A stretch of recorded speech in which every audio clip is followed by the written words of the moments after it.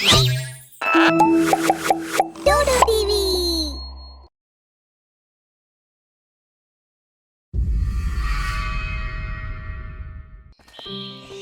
हरिपुर गाँव बंद पड़ी हावेली आज पुणी खोलुला कारण अनेक वर्ष पर जड़े ग्राहक मिलता।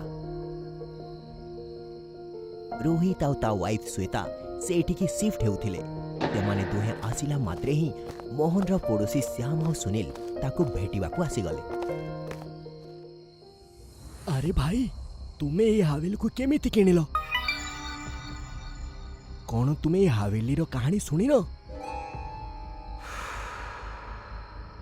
तुमे एठिके आसी जाइछ किंतु तथापि मु तुमको एटा कहिबी जे एठू पळेई जाओ। आज ठारू किछि वर्ष पूर्वरु जे ओनर एठी थिले तांकु से पिसाचिनी मारी देइथिला। देखो भाई मु ए सब कथा को मानेनी। चा ये पिसाची फिसाचिनी किछि न थांती।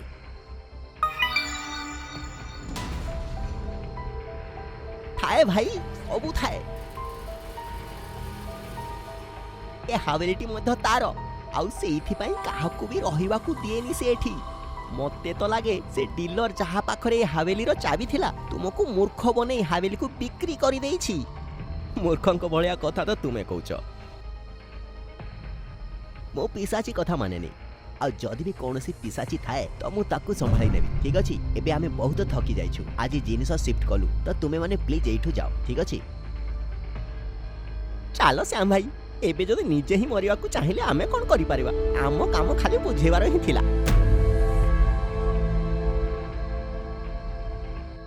वास्तव में रोहित निज स्त्री श्वेता और झियो काव्या सहित जो हावेली रे रहिबा को आसीथिला से हावेली रे गोटे पिसाचिनी रहुथिला। आउ एई भय कारणरू एई हावेली रे तो दूरर कथा ता आख पाखरे मध्य केही रहु नथिले। से गुडिक मध्य खाली ही पड़िथिला। से हावेली को केते थर लोक माने किनिले किंतु केही मध्य बंची रही पारिलेनी। अनेक वर्ष परठारू सेटा बंद पड़िथिला। से पिसाचिनी से हावेली रु तो केबे बाहर की आसु ही नथिला किंतु हावेली रे रहुथुवा लोकंकु मध्य छाडु नथिला। धीरे धीरे राती हेगला। रोहित आउ श्वेता बसिथिले। काव्या सोइथिला।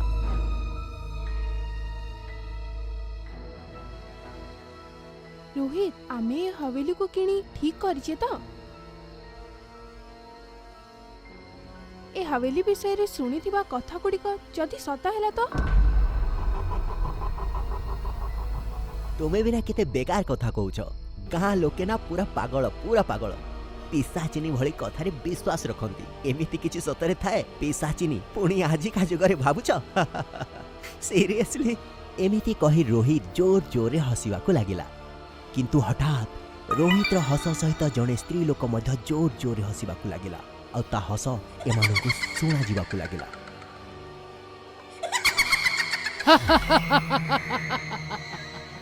केही किछि करि पारि थांता कि बुझी पारि थांता। ता पूर्वरु सामना कांथरे देखागला गोटिए पिसाचिनी। कौन कहिथिलु तू? पिसाची सब बेकार कथा। पिसाची थांती ही नहीं तो देख मते मु हेली पिसाचिनी। डरनी तू तो डरुनी ना पिसाची टू। एटा मो हवेली। एटी समस्ते जानी चंती किंतु तू एटी की केमिति आसिलु? चल इबे आसी जाइछु तो मोर गोटे काम कर दे। मते एठू बाहर को नहीं चल शिकार करिबा पाई। ए हवेली रे बंदी अछि मो आत्मा। सेति पाई एकुटिया ही एठू जीवित फेरी के आसी पारिबिनी। जे पर्यंत जने लोक मते ता सहित बाहर को न नहीं की जीव ताहले एबे तू आरंभ करे काम। मु एमिति काहे की करबी? मु तो तुम पई कारण जदि तू एमिति न कलु तो ताहले तो जियो गला बोली भाव। गला से मो पाखरे अछि। आउ एबे से तते सेते बेले मिलिबो जेबे मोर पेट भरिबो। काव्या मो झियो काव्या एमिति कही ऊपर आड़क दौड़ाक लगिला जोटी झीटी शोई रही किंतु सेठी काव्या नथिला। रोहित आम झियो ता रूम रे नाही। मो तुम सब कथा मानिबे किंतु मो झील को प्लीज किछि करंतनी से छोट झीलटा मोर। रोहित परदिन ही पिशाचिनी सहित हावेली बाहर को गला। पिशाचिनी केवल रोहित को देखा जाउथिला आउ कहा को भी नुहे। किछि दूर को गला परे पिशाचिनी रोहित को गोटे जगार अटकाई देला जोठी लोक मानकर भीड़ थिला। ई जगह ठीक अछि, इठी बहुत बेसी लोक अछंती, बहुत शिकार मिलिबे। सेई लोक प्रथमे ताकू धरी। 5-6 लोगों की लाशें पड़ी हैं और कुछ लोग इधर उधर गिरे हुए हैं। अब ये रोज का काम हो गया था।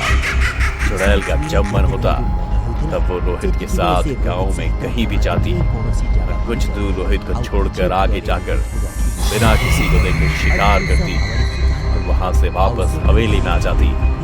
किसी को कुछ समझ में नहीं आ रहा था। मैं नहीं करना चाहता ये सब। क्या करूं? मेरी बेटी चुड़ैल से मार देगी तो मुझे कुछ तो करना होगा। लेकिन क्या यहाँ किसी की बात भी तो नहीं मान सकता, ना किसी से बात कर सकता हूँ। रोहित परेशान घूम रहा होता है और तभी उसे एक बाबा दिखाई देता है। परेशान है क्या? क्या खो दिया, क्या पाया? कोई भूत पीछे पड़ा है क्या? क्या है कोई चुड़ैल का साया?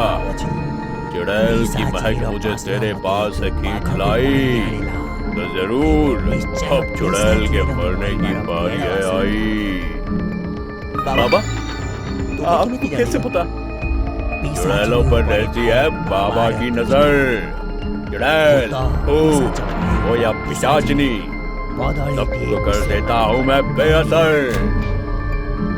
बाबा मेरी मदद कीजिए, मेरे साथ हवेली पर चलिए, लेकिन उस चुड़ैल के पास मेरी बेटी है।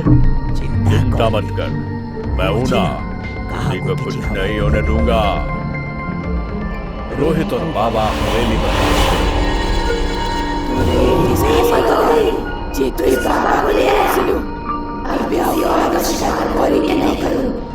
तुझे तुम्हारी भी और तेरी बेटी को भी।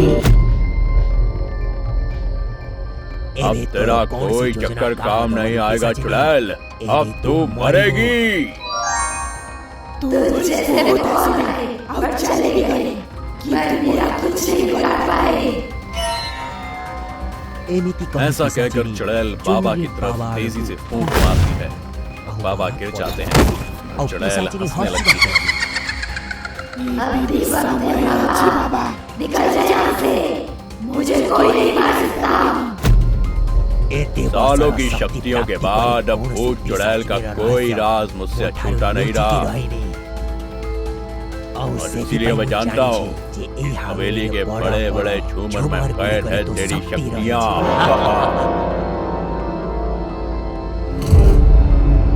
चुड़ैल कुछ कर पाती इससे पहले ही बाबा बड़े झूमर की तरह मंत्रों की शक्ति से मार करते हैं।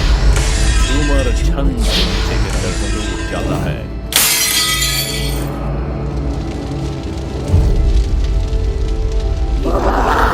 ये क्या किया तूने? ये सही नहीं किया तूने बाबा। चुड़ैल चलने लगती है और मर जाती है। बाबा बाबा मुझियो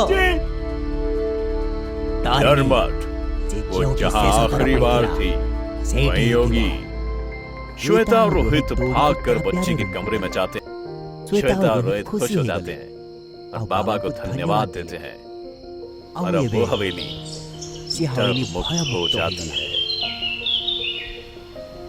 तो एबे अन्य भूतिया घरर संधान बाहर पड़े।